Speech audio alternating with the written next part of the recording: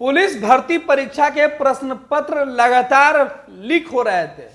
परीक्षा के पहले पेपर वायरल होने के मामले में अब गाज गिरी है।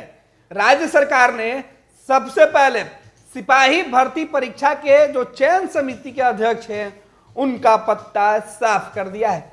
उनके जगह शोभा अहोटकर को यह जिम्मेवारी दी गई है।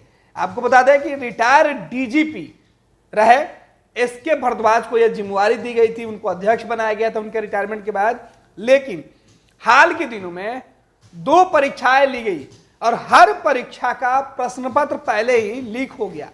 प्रदेश भर में एफआईआर दर्ज किए गए। पुलिस पूरे मामले की छानबीन में जुटी थी, लेकिन उसके पहले अब राज्य सरकार ने यह फैसला लिया कि आखिर किनके लापरवाही की वजह से प्रश्न पत्र लीक हो रहे हैं और इसके लिए विभाग के हर अधिकारी जिम्मेवार होता है। और सबसे पहले जो गाज गिरी है वो अध्यक्ष के कुर्सी पर गिरी है, यानी सिपाही भर्ती परीक्षा के लिए जो बोर्ड के अध्यक्ष हैं उनकी कुर्सी गई है।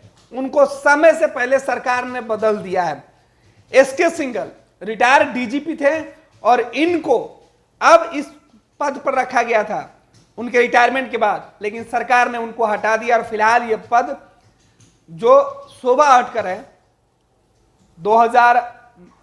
1990 बैच के आईपीएस अधिकारी हैं उनको दिया गया है। फिलहाल वो इस पर अतिरिक्त प्रभार में रहेंगी।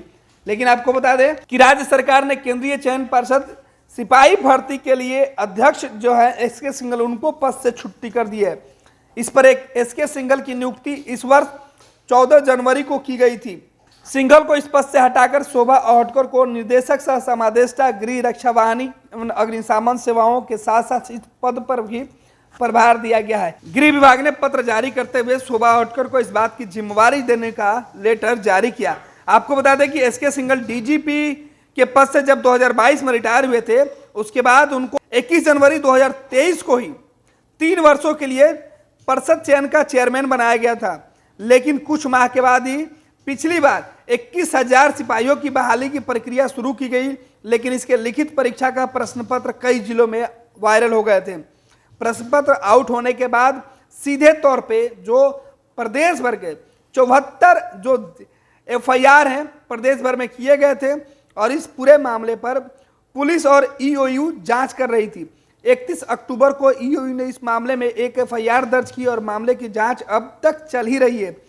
कई स्तर पर जांच चली है, लेकिन समझा यह जा रहा है कि राज्य सरकार ने यह फैसला ईओयू की जांच के ठीक पहले लिया है। यानी एसके सिंघल इस पद पर रहते हुए परीक्षाओं में जिस तरीके से धांधली हो रही थी उसे रोकने में पूरी तरीके से असफल थे और उनकी असफलता के कारण नीतीश कुमार की जो सरकार है उसकी हर जगह बदनामी हो रही थी और अब इन बदनामियों से बचने के लिए तेज तर्रार अधिकारी को यह जिम्मेवारी दी गई है। पैनोरमा ग्रुप, जो सोचता है वो करता है। ये लो मुंह मीठा करो, आज मैंने अपना जॉब छोड़ दिया। अब हम पूर्णिया वापस जाएंगे। जॉब छोड़ दिया है? मतलब ये घर कैसे चलेगा? हम करेंगे क्या और माँ बाबूजी क्या बोलेंगे? इसलिए मैं एक और मिठाई का डब्बा लाया। अपने बिजनेस के लिए लोन अप्रूव हो गया।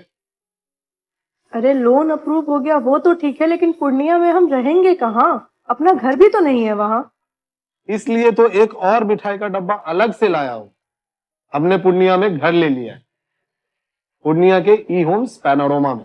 पूर्णिया में पैनोरमा ग्रुप लेकर आए हैं ई होम्स पैनोरमा। बड़ा घर, आलीशान जिंदगी और अत्याधुनिक सुविधाओं के संग। अरे अब क्यों मुंह मीठा करवा रही हो? क्योंकि हम घर वापसी जो कर रहे हैं। घर वापसी की खुशी पूर्णिया में ई होम्स पैनोरमा के संग। E homes panorama, luxurious lifestyle redefined.